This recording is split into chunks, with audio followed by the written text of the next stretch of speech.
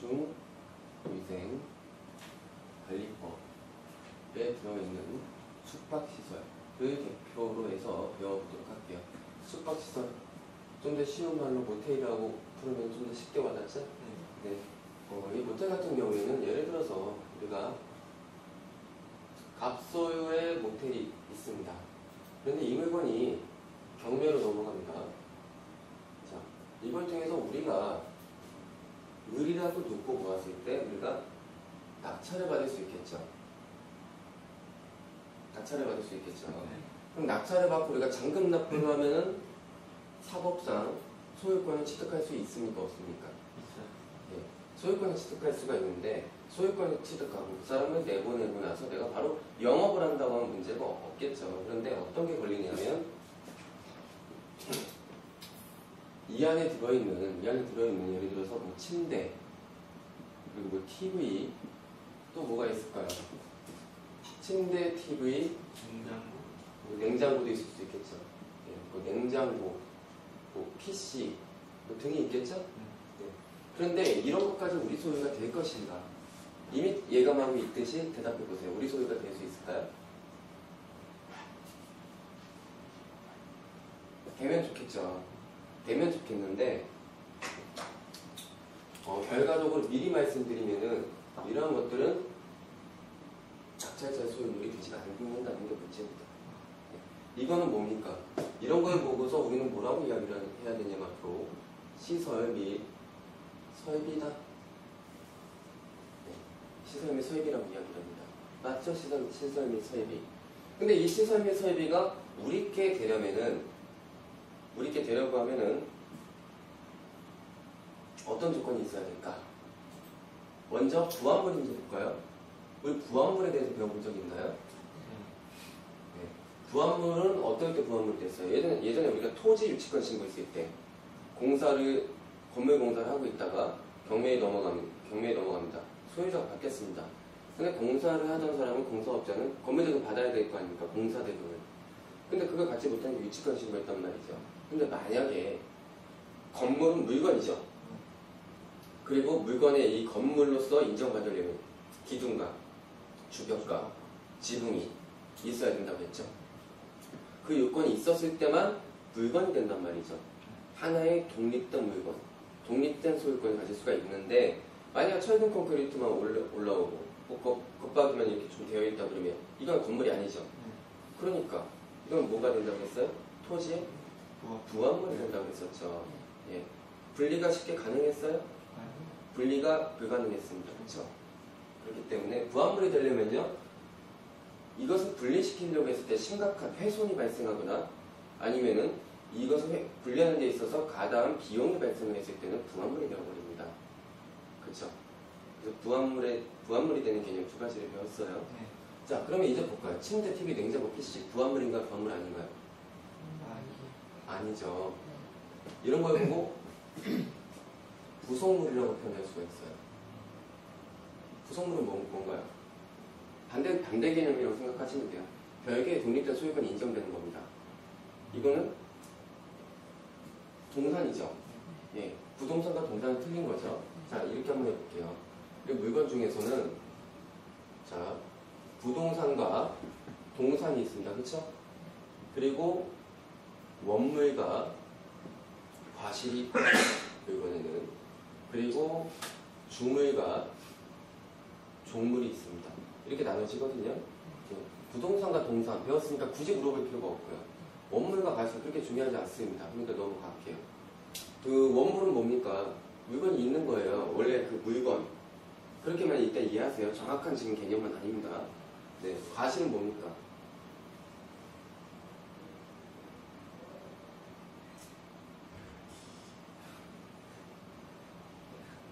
네, 일단은 나중에 말씀드릴게요. 안 중요하니까 굳이 이거 설명할 필요 없을 것 같고. 자, 주물과 종물 관련해서 얘기할게요. 주물이 뭐예요? 종물은 뭐예요? 예, 용된 물건. 연관성이 있어야 되겠죠. 주물과 종물은. 근데 사실 주물과 종물은 별개의 독립된 물건입니다. 사실 우리가 주유기 한번 떠올려볼까요? 주유소? 우리가 주유소를 팔기로 했을 때 주유기에 대해서 따로 매매계약 안 해도 당연히 내 거 되죠. 이랬을 때 주된 물건은 주유소고 종물은 주유기겠죠. 예, 함께 연계가 되는 겁니다. 또 하나 볼까요? 횟집이 생각나네. 횟집을 매매 계약합니다. 횟집에 있는 수족관 종물입니다. 이게. 연관성이 있죠. 예, 따로 분리해서 매매하겠다는 어떤 특약이 없는 한은 함께 매매가 되는 거예요. 자, 그럼 여기서 모텔에서 침대, TV, 냉장고, PC 이거는 주물 관계로 볼 수 있을까요? 없을까요? 여기서 개념을 하나 설명드릴게요. 주물과 종물은 말이죠. 자, 주된 목적의 물건을 매매하는 데 있어서 종된 물건이 객관적 가치를 올려줬을 때 예, 주물, 종물이 함께 매매가 되는 거예요. 객관적 가치. 이해하셨습니까? 예, 객관적으로 경제적 가치를 올려줬을 때. 자, 그런데 침대, TV, 냉장고, PC 등 이거는 모텔을 운영하는 경영자의 주관적 영업 목적을 위해서 한 것이지 건물의 객관적 가치를 올려줬습니까? 상관없는 거죠. 그렇죠? 이해되셨어요? 예. 객관적 가치를 올린 게 아니고 모텔을 운영하는 운영자의 주관된 자신의 주관적 목적을 위해서 만든 거기 때문에 이거는 종물이 될 수가 없습니다. 그리고 부합물이 될 수가 없고요. 그래서 이런 걸 보고 유체동산이다 이렇게 이야기를 합니다. 법률 용어입니다. 유체동산. 네. 존재하는 물건이라고요. 손으로 만져지는. 맞죠? 그럼 무체동산은 뭐예요? 우리 가스 같은 것도 돈 주고 사잖아요. 그거는 무체동산이죠. 만져지는 게 아니잖아요. 그런 건 무체동산이에요. 그럼 동산은 뭘 보고 동산이라고 이야기하는가? 부동산이 아닌 그 외 모든 것을 동산이라고 합니다. 그럼 유체동산 아니면 무체동산이겠네요. 굳이 나열할 필요가 없겠죠. 그럼 유체동산입니다. 자, 그런데 이것은 낙찰을 받고 우리께 되지 않는다라는 결론이 났습니다. 그럼 이거를 굳이 매입해야 되는가 고민해 볼 수 있겠죠. 네. 그런데 여기 한번 봐보세요. 이제 책 봐보세요. 봐보세요. 일단은 그 박스 안에서 제3조 봐보세요. 가운데 조금 밑에. 공중위생 영업을 하고자 하는 자는 공중위생 영업의 종류별로 보건복지부령이 정하는 시설 및 서비를 갖추고 시군구청장에게 신고하여야 한다 적혀있죠. 네. 하여야 한다는 강행 규정의 임의 규정이에요. 의무라는 소리입니다. 하여야. 그렇죠. 명령이잖아요. 이건. 그 밑에 봐보세요. 제3조의 2항 공중위생 영업권의 승계. 이거는 동그라미 2번 봐보세요. 굵은 글씨. 민사집행법에 의한 경매라고 적혀있죠. 그리고 그냥 뒷장 한번 그냥 확 넘겨볼까요? 다 읽지 말고. 관련 시설 및 설비의 전부를 인수한 자. 여기까지 빨간색으로 좀 동그라미 좀 펴놓으세요. 밑주시던가. 포인트입니다. 네. 관련 시설 및 설비 전부를 인수한 자. 설비 전부를 인수한 자는 이 법에 의한 그 공중위생 영업자의 지위를 승계한다. 딱 나오죠. 그럼 결국에는 공중위생관리법에 의해서 우리가 영업권을 승계받아서 영업을 하려고 하면 이것을 우리가 매수해야 된다. 이런 말이 되겠죠. 근데 이게 한두 푼일 것 같아요? 엄청날 겁니다. 40개의 옷이만 해도 이게 얼마겠습니까? 근데 이걸 우리가 인수하지 않으면 안 해줘요. 영업을 할 수가 없습니다. 그런 거 모르고 정말로 낙찰받는 사람들 한 번씩 있는데 경매 또 나옵니다. 영업을 해서 대출 이자는 계속 나가는데 큰 문제가 되겠죠.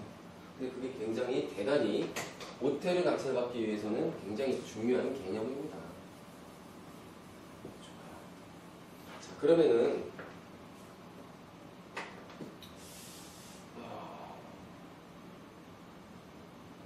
어떻게 풀어나가는 방법? 제일 많이 하는 방법이 이제 실무. 딱 방법이 없어요. 일단 매수해야 된다는 게 원칙입니다. 네. 이 사람은 만약에 침대, TV, 냉장고, PC 등 이런 부분에 대해서 자신이 시설을 하는 거고 나중에 판다 그러면 다 권리금에 들어가게 있겠죠. 권리금으로 받아야 될 건데 상인법상의 보호 대상도 안 되고 임차인이라 하더라도 안 됩니다. 가격대 자체가 월세가 세기 때문에 소유자라 하더라도 몇 푼이라도 남겨야 되기 때문에 뭘 신고하겠습니까? 뭘 신고할까요? 뭔가를 신고해야 되겠죠. 우리 상가에서 뭐 권리금 못 받으면 뭐 신고해버리잖아요. 그렇죠. 이거에 대해서 유치권 신고를 합니다. 거의 90% 이상. 유치권 신고를 해요. 그런데 제가 말씀드릴게요.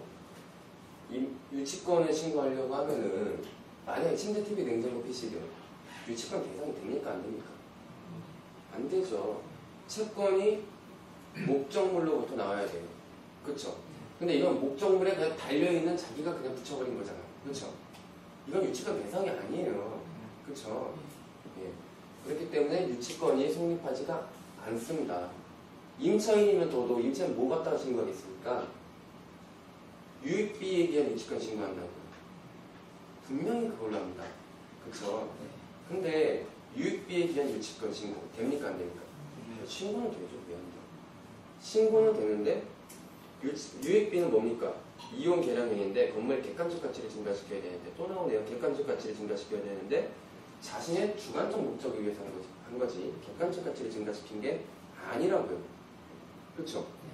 이게 객관적 가치를 증가시켰다 이걸 증명하려면은 침대, TV, 냉장고, PC 등 다 놓은 상태에서 롯데 전체를 만두가게로 장사가 잘 돼야 돼요. 왜? 객관적 가치가 올랐으니까. 안 그래? 그러니까 주관적 가치를 올린 거죠. 만두가게랑 뭔 상관 있어? 객관적 가치를 올려서 만두가게도 잘 돼야죠. 그렇죠? 그렇기 때문에 유치권이 인정되지 않습니다. 그럼 어떻게 명도를 할 것인가? 약자를 받고 나서 잔금 납부를 하겠죠. 그리고 나서 유치권자한테 먼저 알려줘야 됩니다. 뭘? 유치권이 성립되지 않는다는 거. 알려줘야 되겠죠.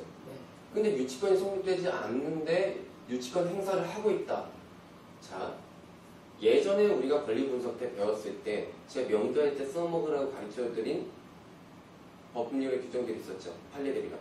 경매방해죄부터 포함해서 여러 개 있었죠. 다 이 사람 예, 거기에 해당되는 거예요. 범죄 행위란 말이에요. 형법상으로도. 그렇죠? 민사상으로도 손해를 주고 있고. 그럼 이 사람은 계속 이렇게 하면은 민사적으로도 손해배상해야 되고 또 형사법상으로도 뭐가 있겠습니까? 범죄 행위이기 때문에 그렇죠? 잘못하면 구속도 될 수가 있는 거고 벌금형에도 처할 수가 있단 말이에요. 그렇죠? 그렇죠? 그리고 이건 시간이 지날수록 손해배상금은 커질 것이고 그렇죠? 그럼 이 사람은 유치권 신고하고 자신의 이 드린 비용을 받으려고 하다가 벌만 더 받게 되네요. 이건 알려줘야 되겠죠. 예, 그러면은 이 사람에게 알려주고 나서 유치권을 그냥 깨트린다 이러라는 게 아니에요. 유치권 깨트리고 한 푼도 안 주고 무너뜨렸다. 그러면 이제 무슨 문제가 생기냐?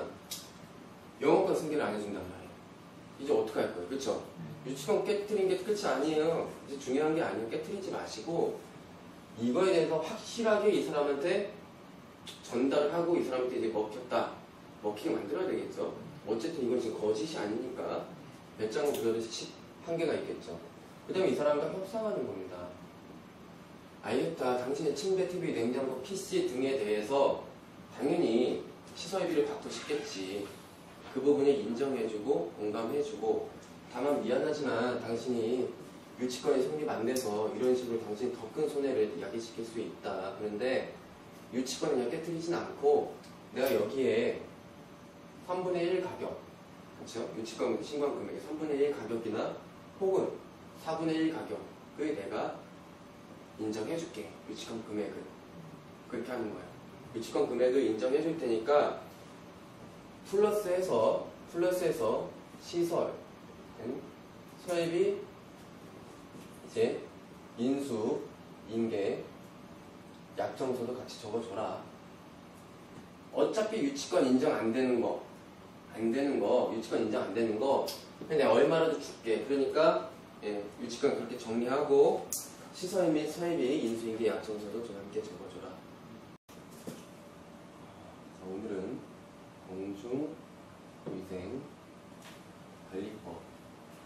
들어있는 숙박시설을 대표로 해서 배워보도록 할게요. 숙박시설, 좀 더 쉬운 말로 모텔이라고 부르면 좀 더 쉽게 와닿죠? 네. 이 모텔 같은 경우에는 예를 들어서 우리가 갑소유의 모텔이 있습니다. 그런데 이 물건이 경매로 넘어갑니다. 자, 이걸 통해서 우리가 을이라고 놓고 보았을 때 우리가 낙찰을 받을 수 있겠죠. 낙찰을 받을 수 있겠죠. 그럼 낙찰을 받고 우리가 잔금 납부를 하면은 사법상 소유권을 취득할 수 있습니까? 없습니까? 네. 소유권을 취득할 수가 있는데 소유권을 취득하고 그 사람을 내보내고 나서 내가 바로 영업을 한다고 하면 문제가 없겠죠. 그런데 어떤 게 걸리냐면 이 안에 들어있는 예를 들어서 뭐 침대 그리고 뭐 TV 또 뭐가 있을까요? 침대, TV, 냉장고도 있을 수 있겠죠. 예, 뭐 냉장고, 뭐 PC 뭐 등이 있겠죠. 네. 그런데 이런 것까지 우리 소유가 될 것인가? 이미 예감하고 있듯이 대답해 보세요. 우리 소유가 될 수 있을까요? 되면 좋겠죠. 되면 좋겠는데 결과적으로 미리 말씀드리면은 이러한 것들은 낙찰자의 소유물이 되지 않는다는 게 문제입니다. 이거는 뭡니까? 이런 걸 보고서 우리는 뭐라고 이야기를 해야 되냐면 앞으로 시설 및 설비다. 네. 시설 및 설비라고 이야기를 합니다. 맞죠? 시설 및 설비. 근데 이 시설 및 설비가 우리께 되려고 하면은 어떤 조건이 있어야 될까? 먼저 부합물인지 볼까요? 우리 부합물에 대해서 배워본 적 있나요? 네. 부합물은 어떨 때 부합물이 됐어요? 예전에 우리가 토지 유치권 신고했을 때 건물 공사를 하고 있다가 경매에 넘어갑니다. 소유자가 바뀌었습니다. 근데 공사를 하던 사람은 공사업자는 건물대금 받아야 될 거 아닙니까? 공사대금을. 근데 그걸 받지 못하니까 유치권 신고했단 말이죠. 근데 만약에 건물은 물건이죠. 그리고 물건의 이 건물로서 인정받으려면 기둥, 그렇죠. 이거에 대해서 유치권 신고를 합니다. 거의 90% 이상. 유치권 신고를 해요. 그런데 제가 말씀드릴게요. 이 유치권을 신고하려고 하면은 만약에 침대, TV, 냉장고, PC들 유치권 대상이 됩니까? 안 됩니까? 안 되죠. 채권이 목적물로부터 나와야 돼요. 그렇죠?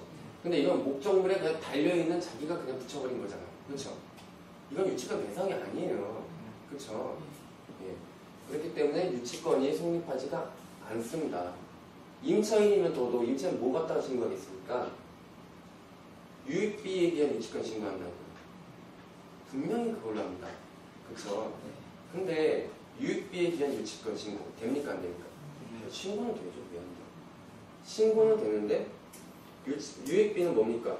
이용 개량행위인데 건물의 객관적 가치를 증가시켜야 되는데 또 나오네요. 객관적 가치를 증가시켜야 되는데 자신의 주관적 목적을 위해서 한 거지 객관적 가치를 증가시킨 게 아니라고요. 그렇죠? 이게 객관적 가치를 증가시켰다 이걸 증명하려면은 침대, TV, 냉장고, PC 등 다 놓은 상태에서 모텔 전체를 만두 가게로 장사가 잘 돼야 돼요. 왜? 객관적 가치가 올랐으니까. 안 그래? 그러니까 주관적 가치를 올린 거죠. 만두 가게랑 뭔 상관 있어? 객관적 가치를 올려서 만두 가게도 잘 돼야죠. 그렇죠? 그렇기 때문에 유치권이 인정되지 않습니다. 그럼 어떻게 명도를 할 것인가? 낙찰을 받고 나서 잔금 납부를 하겠죠. 그리고 나서 유치권자한테 먼저 알려줘야 됩니다. 뭘? 유치권이 성립되지 않는다는 거. 알려줘야 되겠죠.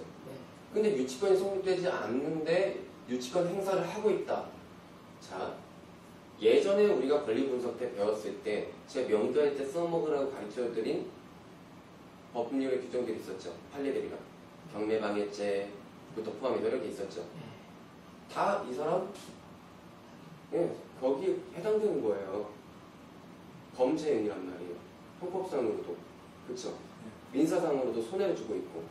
그럼 이 사람은 계속 이렇게 하면은 민사적으로도 손해배상해야 되고 또 형사법상으로도 뭐가 있겠습니까? 범죄 행위이기 때문에, 그쵸? 잘못하면 구속도 돼서 횟집이 생각나네. 횟집을 매매 계약합니다. 횟집에 있는 수족관, 종물입니다. 연관성이 있죠. 예, 따로 분리해서 매매하겠다는 어떤 특약이 없는 한은 함께 매매가 되는 거예요. 자, 그럼 여기서 모텔에서 침대, TV, 냉장고, PC. 이거는 주물-종물 관계로 볼 수 있을까요? 없을까요? 여기서 개념을 하나 설명드릴게요. 주물과 종물은 말이죠. 자, 주된 목적의 물건을 매매하는 데 있어서 종된 물건이 객관적 가치로 올려졌을 때, 예, 주물, 종물이 함께 매매가 되는 거예요. 객관적 가치. 이해하셨습니까? 네, 객관적으로 경제적 가치로 올려졌을 때. 자, 그런데 침대, TV, 냉장고, PC 등 이거는 모텔을 운영하는 경영자의 주관적 영업 목적을 위해서 한 것이지 건물의 객관적 가치로 올려졌습니까? 상관없는 거죠. 그렇죠? 이해되셨어요? 네. 객관적 가치로 올린 게 아니고 모텔을 운영하는 운영자의 주관된 자신의 주관적 목적을 위해서 만든 거기 때문에 이거는 종물이 될 수가 없습니다. 그리고 부합물이 될 수가 없고요. 그래서 이런 걸 보고 유체동산이다 이렇게 이야기를 합니다. 법률 용어입니다. 유체동산. 네. 존재하는 물건이라고요. 손으로 만져지는.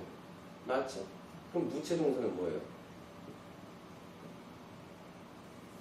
우리 가스 같은 것도 돈 주고 사잖아요. 그거는 무체동산이죠. 만져지는 게 아니잖아요. 그런 건 무체동산이에요. 그럼 동산은 뭘 보고 동산이라고 이야기하는가? 부동산이 아닌 그 외 모든 것을 동산이라고 합니다. 그럼 유체동산 아니면 무체동산이겠네요. 굳이 나열할 필요가 없겠죠. 그럼 유체동산입니다. 자, 그런데 이것은 낙찰을 받고 우리께 되지 않는다라는 결론이 났습니다. 그럼 이거를 굳이 매입해야 되는가 고민해 볼 수 있겠죠. 네.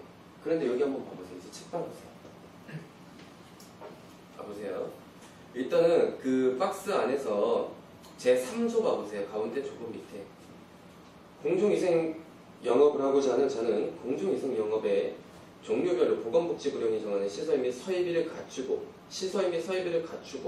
시 주변과 지붕이 있어야 된다고 했죠. 그 요건이 있었을 때만 물건이 된단 말이죠. 하나의 독립된 물건, 독립된 소유권을 가질 수가 있는데 만약 철근 콘크리트만 올라오고 겉바퀴만 이렇게 좀 되어 있다 그러면 이건 건물이 아니죠. 그러니까 이건 뭐가 된다고 했어요? 토지의 부합물이 된다고 했었죠. 예. 분리가 쉽게 가능했어요?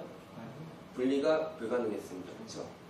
그렇기 때문에 부합물이 되려면요, 이것을 분리시키려고 했을 때 심각한 훼손이 발생하거나 아니면은 이것을 분리하는 데 있어서 가다한 비용이 발생을 했을 때는 부합물이 되어버립니다.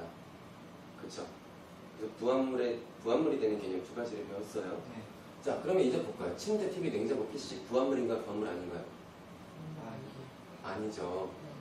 이런 걸 보고 부속물이라고 표현할 수가 있어요. 부속물은 뭔가요? 반대 개념이라고 생각하시면 돼요. 별개의 독립된 소유권이 인정되는 겁니다. 이거는 동산이죠. 예, 부동산과 동산은 틀린 거죠. 자, 이렇게 한번 해볼게요. 이 물건 중에서는 자, 부동산과 동산이 있습니다. 그렇죠? 그리고 원물과 과실이 물건에는 그리고 주물과 종물이 있습니다. 이렇게 나눠지거든요. 부동산과 동산 배웠으니까 굳이 물어볼 필요가 없고요. 원물과 과실 그렇게 중요하지 않습니다. 그러니까 넘어갈게요. 그 원물은 뭡니까? 물건이 있는 거예요. 원래 그 물건. 그렇게만 일단 이해하세요. 정확한 지금 개념은 아닙니다. 네, 과실은 뭡니까?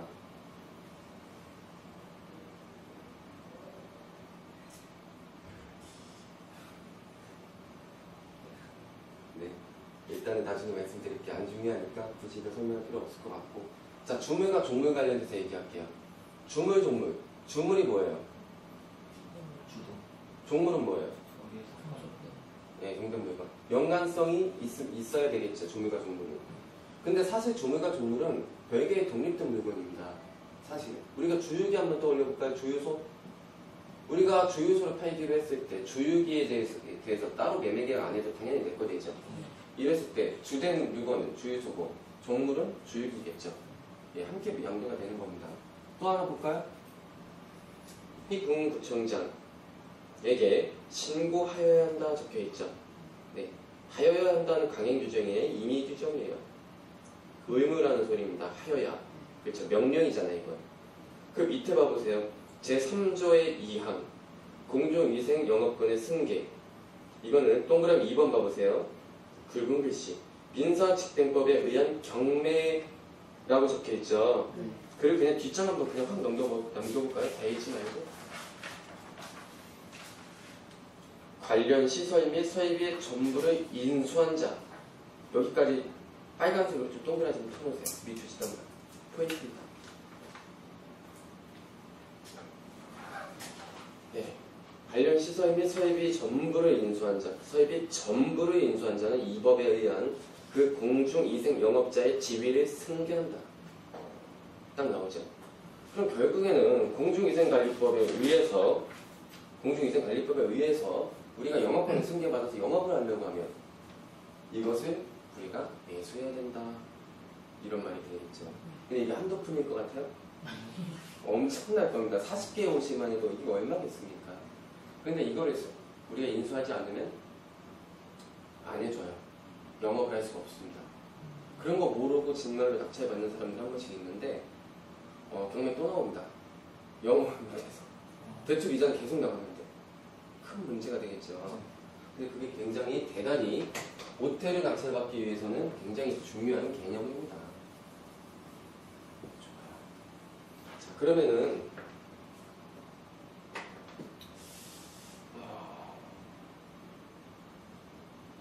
어떻게 풀어나가는 방법? 제일 많이 하는 방법이 이제 실무. 딱 방법이 없어요. 일단 매수해야 된다는 게 원칙입니다. 네. 이 사람은 만약에 침대, TV, 냉장고, PC 등 이런 부분에 대해서 자신이 시설을 하는 거고 나중에 판다 그러면 다 권리금에 들어가게 있겠죠. 권리금으로 받아야 될 건데 상인법상의 보호 대상도 안 되고 임차인이라 하더라도 안 됩니다. 가격대 자체가 월세가 세기 때문에 소유자라 하더라도 몇 푼이라도 남겨야 되기 때문에 뭘 신고하겠습니까? 뭘 신고할까요? 뭔가를 신고해야 되겠죠. 우리 상가에서 권리금 못 받으면 뭐 신고해버리잖아요.